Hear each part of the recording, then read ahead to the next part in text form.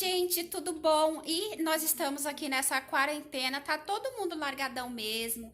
Nós estamos assim desse jeito mesmo, porque aqui é vida real, né? Geralmente na internet mostra tudo bonitinho, todo mundo maquiado, todo mundo isso. E aqui é vida real. Aqui o sofá tá forrado aqui, ó, porque nós temos os gatinhos e eles ficam arranhando, então até eles entender que eles ainda são filhotes.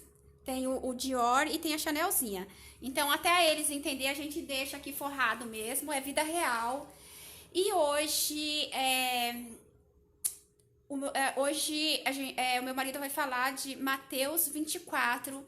E o meu marido, ele é o entendedor da Bíblia, ele entende muito bem a Bíblia. Então, ele vai falar um pouco e vou passar para ele. Tá. Bem, esse tempo de pandemia, quando tem muita desgraça no mundo, geralmente as pessoas ficam preocupadas se o mundo vai acabar, se a humanidade vai acabar, se vai ter um apocalipse. E também aparecem muitos aproveitadores que aproveitam o tempo de desgraça para confundir as pessoas, para enganar e até para dizer que tem coisas na Bíblia que não estão escritas. Então, uma coisa que também é frequente acontecer é as pessoas procurarem culpado, né? Quando Jesus, por exemplo, uma vez, eles encontraram um homem que era paralítico, os discípulos perguntaram para Jesus, né, quem que havia pecado, né, para aquele homem ser paralítico, se era aquele homem ou se eram seus pais. Então, aquele tinha que ter um culpado já para ter desgraça. E o Jesus falou, não, ninguém pecou, nem esse homem aqui, nem os pais dele. Então, e em Mateus 24, os discípulos perguntaram especificamente para Jesus quando que ia ser o fim do mundo, né? Quais seriam os sinais de que seria o fim do mundo. Isso foi no Monte das Oliveiras e ele pegou e falou para eles, ó, tomarem cuidado para que ninguém enganasse eles. E ele avisou uma coisa que aconteceu e continua acontecendo, muitos virão em meu nome dizendo, eu sou o Cristo. E ele falou, e enganarão a muitos. E isso acontece hoje. Muitas pessoas vêm em nome de Cristo, falando em nome de Jesus, até se colocando como se fosse representante direto dele, e enganam as pessoas. Né? Distorcem a palavra de Deus, distorcem o que está escrito na Bíblia, se aproveitam da ingenuidade das pessoas, se aproveitam da fragilidade.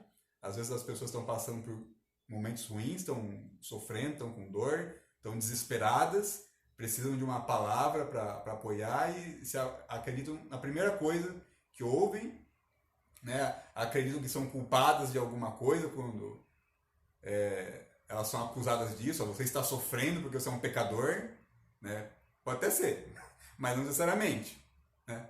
Assim, toda ação tem consequências, com certeza, a Bíblia fala disso. Ninguém nunca fica impune por nada, mas não necessariamente uma coisa ruim. Tá, eu vou entrar numa questão, esse de as pessoas sempre julgar, falar assim, tá sofrendo porque merece. Tá, gente, tudo bem, a pessoa pode ser que tá sofrendo, merece, mas e aquela criança que tá no leito de hospital, que tá com câncer, um câncer terminal?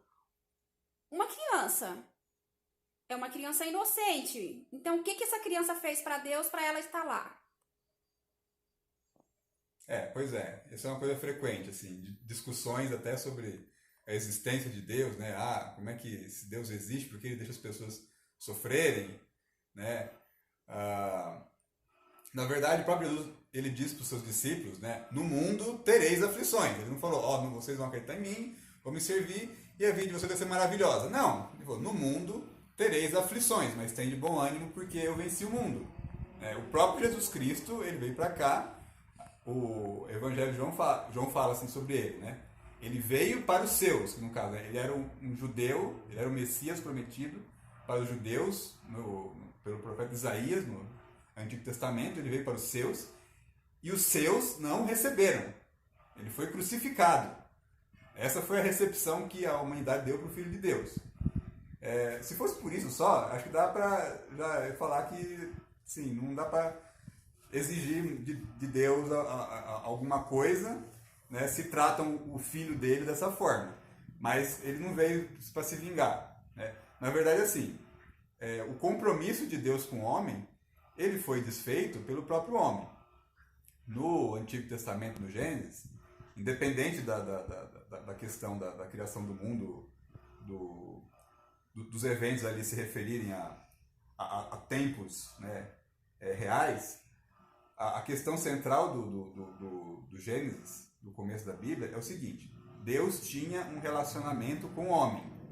Era um relacionamento pleno, ele cuidava do homem, não faltava nada, né? O homem tinha saúde completa, não sofria, não tinha dor, não conhecia o mal. Só que existia um compromisso. E o homem quebrou, não foi iniciativa de Deus, foi iniciativa do homem. O homem quis se separar de Deus. Né? Então, assim, não foi Deus que Deus abandonou o homem. Não, o homem abandonou Deus. Né? E Deus vem tentado, né? Na verdade, Deus está numa grande missão, né, milenar, de tentar resgatar o homem. Ele está tentando se aproximar do homem, mas sempre que ele se aproxima, né, e esse é o relato da Bíblia. O relato da Bíblia é o Deus tentando alcançar o homem de volta, trazer o homem de volta para si, e o homem sempre escapando. Né? Várias tentativas Deus fez para trazer o homem de volta para si. E uma coisa assim, que a gente enxerga, né, esse mundo em que a gente vive, Deus não tem nenhum compromisso de que esse mundo seja o nosso destino. Ele fala assim: o meu reino não é deste mundo, porque este mundo é o mundo da desgraça. Esse aqui é o mundo resultado do pecado, é o mundo da dor. É o mundo que, assim, do lado da rosa e da planta frutífera, cresce o espinho. É o mundo que do lado do gatinho fofinho, cresce as moscas, os insetos que transmitem doenças. Então, assim, esse não é o mundo de Deus. Não é isso que ele tem pra gente. E não é isso que ele promete. Né? Assim, muitos querem vender uma vida de prosperidade nesse mundo, falando que, assim, se Deus está com você, então você vai ter um carro bom, uma casa boa, você vai ter dinheiro, como se isso fosse a realização. Isso não tem nada a ver com uma vida com Deus. A vida com Deus é muito além disso. A vida com Deus não é desse mundo, é de um outro mundo. A gente vive, então, né, aqueles que creem realmente em Deus, acreditam num mundo muito melhor do que esse aqui. E é esse mundo que ele promete. Né? Os falsos profetas dos quais Jesus fala para os discípulos, para eles tomarem cuidado, são aqueles que prometem coisas para esse mundo, que não é o mundo de Deus. Tá? E aí ele fala, e como ele diz, né, muitos vieram no nome de Deus e continuam vindo, falando que são representantes. Muitos vêm em nome de Cristo dizendo que são representantes de Deus e agem como se fossem superiores a Ele. Né? Jesus disse que ele é manso e humilde. Né? E você vê muitas pessoas que não são nem mansas e nem humildes, se colocando como representantes de Deus. Né?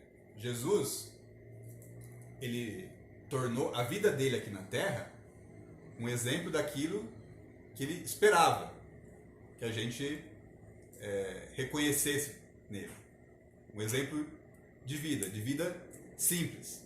Ele veio pobre, ele não veio como um rei, montado num cavalo branco, cheio de ouro, né, e que só se relacionava com pessoas que tinham posses.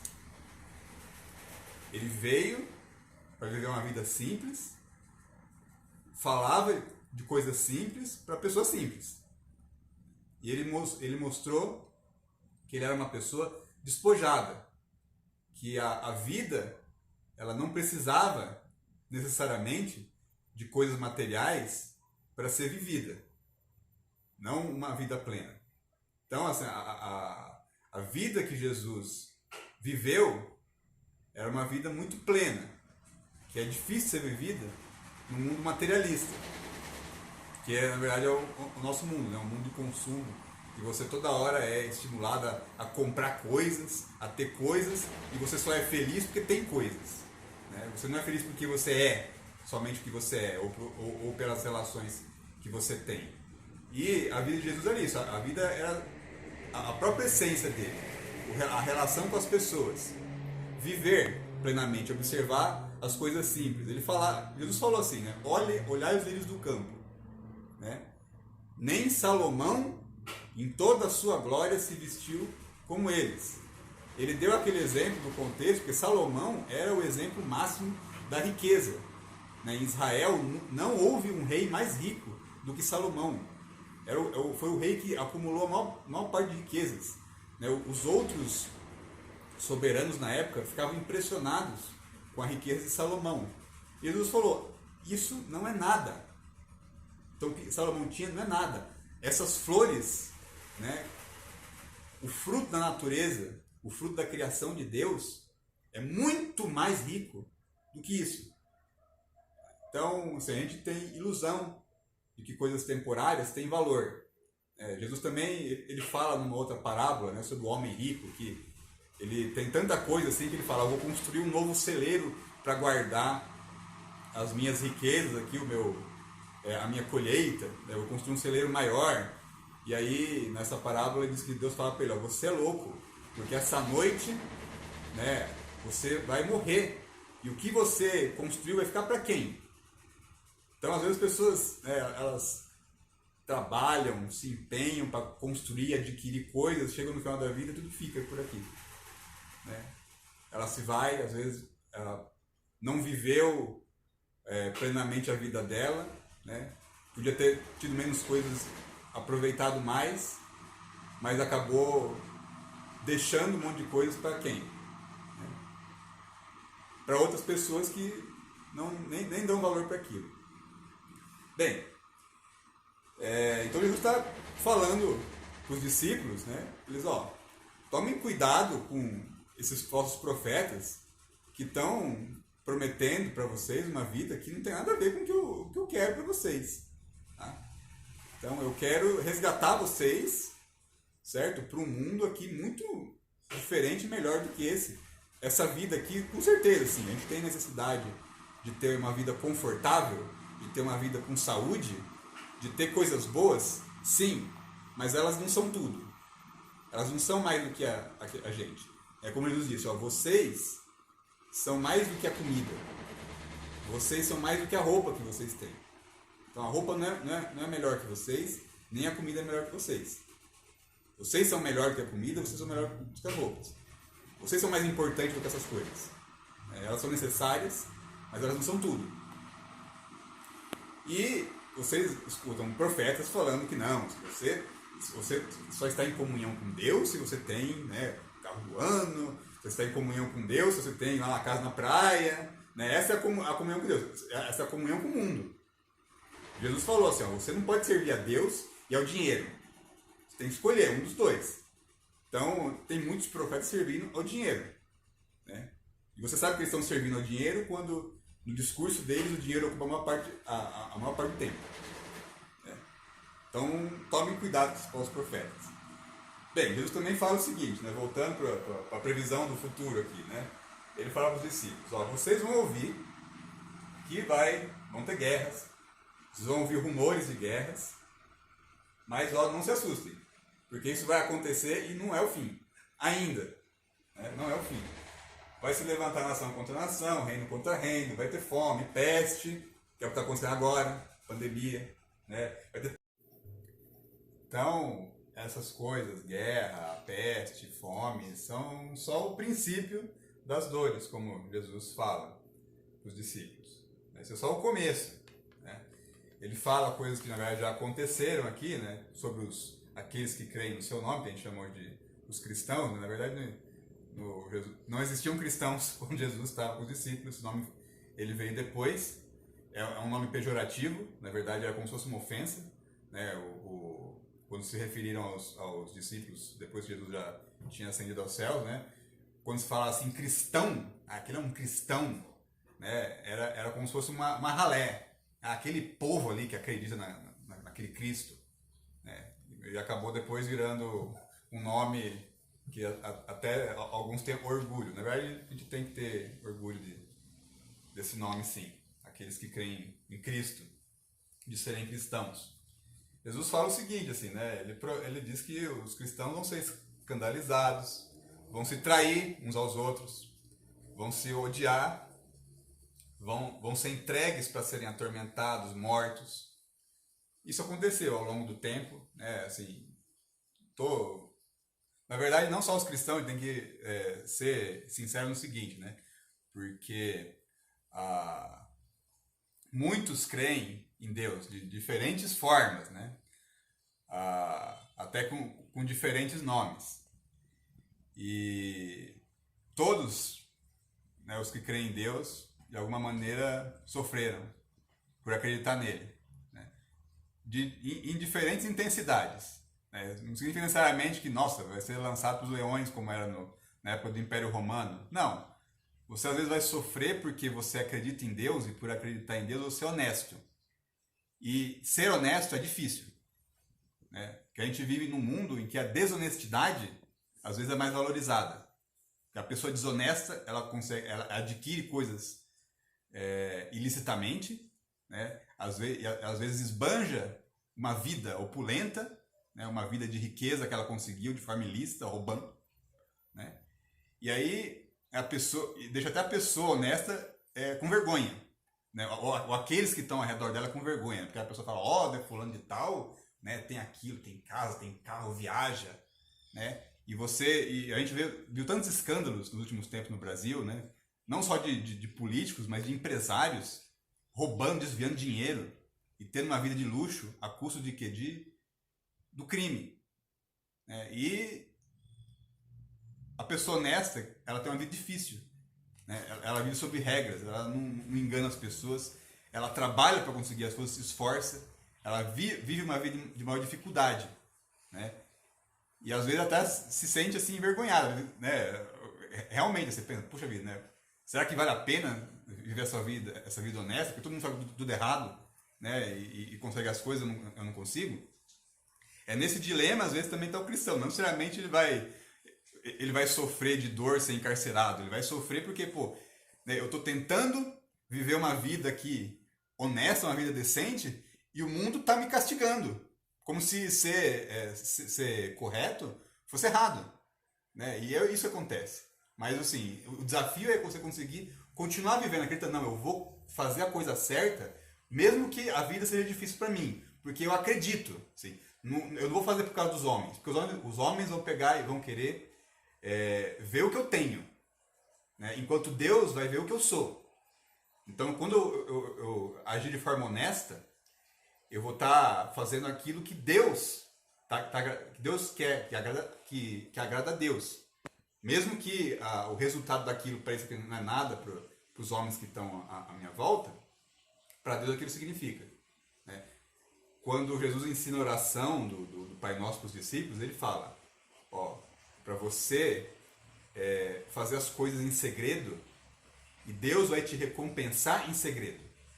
Então, quando você... Até ele fala assim, ele recrimina os fariseus, que quando vão dar esmola para alguém, eles dão esmola e eles chamam a atenção. Eu estou dando esmola para a pessoa aqui, né? Ele fala, não, quando você fizer alguma coisa, né, para ajudar alguém, você faz e não espera recompensa. O maior exemplo é a parábola do bom samaritano. Porque o que aconteceu com o bom samaritano, né? Você viu, duas pessoas passaram, viram um homem machucado, ferido, nem deram bola e seguiram viagem. O samaritano, no tempo da Bíblia, na verdade, os samaritanos eles eram discriminados pelos judeus. Eles não eram considerados, né, pessoas de bem lá, eram apartados ali, né? Não era... E foi o samaritano, que é o cara que menos esperava que ajudasse, que ajudou, né? Ele chegou, pegou o homem ferido, levou para a estalagem, cuidou dele, pagou a estadia, e isso é uma coisa que às vezes muitos esquecem dessa história. Ele foi embora antes do homem estar recuperado. Ele pagou e falou pro dono da estalagem cuidar daquele homem, dar comida e tal, e foi embora. Ele não esperou o homem agradecer, porque ele fez a parte dele. Então fiz o que eu precisava. Adeus. Se ele vai me agradecer ou não, se vai me recompensar ou não, isso não me interessa. Eu fiz a minha parte. Isso, assim, eu fiz o que Deus esperava. Eu amei. Se ele vai amar de volta, não interessa, né? Então, e é difícil isso, porque a gente quer fazer as coisas esperando alguém troca. Né? Eu vou fazer isso para fulano, porque fulano vai me ajudar em tal coisa. Né? Ah, eu vou me aproximar de ciclano, porque ciclano tem alguma coisa que depois ele pode me oferecer. Né? Você se aproxima por interesses. E esse é o problema do cristianismo. Porque Jesus, ele ensina você a ter uma vida de desinteresse. Você faz as coisas sem esperar retorno daquilo. E isso parece esquisito. Né? Por que eu vou fazer se eu não vou receber nada em troca? Né? E é nisso que ele fala. Né? Inclusive, Jesus fala assim, né? Olha, a iniquidade vai se multiplicar. Né? E o amor de muitos vai se esfriar. Esse é o que ele fala que é o sinal dos tempos. As pessoas não vão ter amor. Né? Mas ele fala, aquele que perseverar até o fim será salvo. E o evangelho do reino será pregado em todo o mundo, em testemunho a todas as nações. E então virá o fim. Então, na verdade, Jesus fala o seguinte, quando o evangelho chegar para todo mundo, aí é que virá o fim. Então, o sinal dos tempos não é o terremoto, não é a guerra, não é a peste. O sinal dos tempos é o evangelho. Então, a gente entende, aqui, pelo menos eu entendo, que o evangelho não chegou ainda a todo mundo. Não da forma verdadeira. Né? Você pode ter muita gente falando de Jesus, mas não falando a verdade sobre ele. Esse é o problema. Né? Não falta hoje na rádio, televisão, revista, um monte de gente falando de Jesus usando a cruz. Usar a cruz é fácil. Você pega a cruz lá, compra a cruz de madeira, pinta, né? Botar a Bíblia em cima da mesa, do altar, isso é fácil, é simples. Agora, você falar a verdade sobre Deus, isso é difícil. Né? Então, você ensinar a ter uma vida, uma vida falsa sobre o nome de Deus, isso é fácil. Agora, ensinar o evangelho verdadeiro, isso é difícil. Talvez esse seja o problema, que a vida de Jesus não se concretizou ainda. É porque o evangelho verdadeiro não chegou para todo mundo. Né? Muitas pessoas estão vivendo um evangelho falso, pregado por falsos profetas. Quando o evangelho verdadeiro chegar, e aí, ó, agora sim, todo mundo conhece o evangelho verdadeiro. Vocês tiveram a chance de conhecer. Agora vocês não podem falar que não conhecem. Então agora é o fim. Então aí a gente pode interpretar dessa forma. Porque, assim, por que a vinda de Jesus não vem? Né? Porque a pessoa fala, isso é mentira, né? Desde séculos, né, que falam que Jesus vai voltar, e passa ano, e passa ano. Então, mais importante ficar preocupado se será que o mundo vai acabar hoje ou amanhã, é você viver uma vida reta, honesta, justa, com Deus. Você ir para a cama, colocar a sua cabeça no travesseiro e saber, se eu morrer hoje ou morrer amanhã, eu vou estar com Deus. Isso é o que importa. Então, se o mundo vai acabar hoje ou amanhã, isso não interessa. Mas sabe o seguinte, né? Todos esses sinais, peste, fome, guerra, não são ainda o fim. Então é isso, gente. Eu sei que esse vídeo ficou muito, muito, muito longo, mas quando a gente começa a falar de Deus, são tantas coisas, né? Da Bíblia, mas então é isso, um super beijo da família Lisboa e até o próximo vídeo. Tchau! Tchau!